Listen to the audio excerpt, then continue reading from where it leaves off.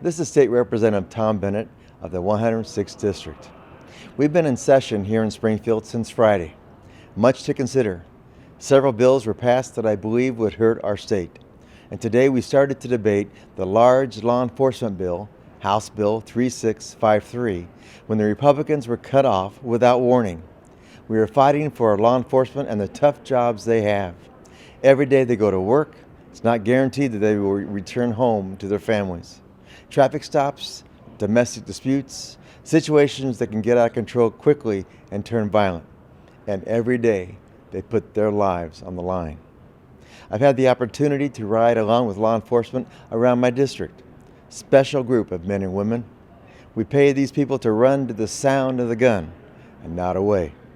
I have seen nothing but patience, empathy, and professionalism in their service. I've seen our law enforcement work hard to get to know the people around the area, to be seen and respected in the community. They know the immense value of developing relationships with people in the community. They live in the neighborhood, maybe next door.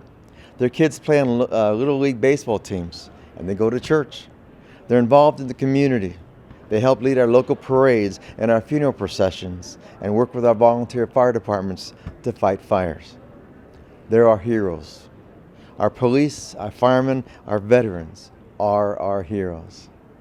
When it comes to this bill, I have heard many concerns about cash bail, certification reform, anonymous complaints, and others. These issues have a major impact on the ability for police officers to do their job. There are other ways to remove bad apples. This bill would reduce our ability to recruit law enforcement. It has already become harder than ever to attract good candidates to become law officers.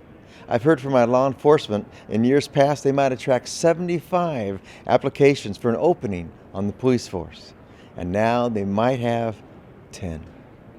From the number of emails, texts, and phone calls my offices have received, as well as face-to-face meetings, there has been an outcry that law enforcement has had minimum input on this actual legislation, to actually read the text, make some suggestions, and help provide workable, helpful solutions that will make a difference.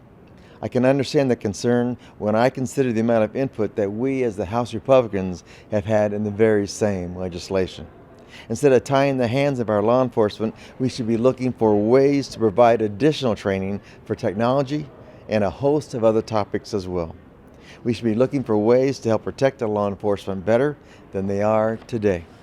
This is a huge bill making major changes. This will not make our communities safer, it will not create economic stability, and it does not support our local law enforcement. It does not help victims recover, it does not lower crime, nor does it decrease violence. It does not bring people together to solve issues.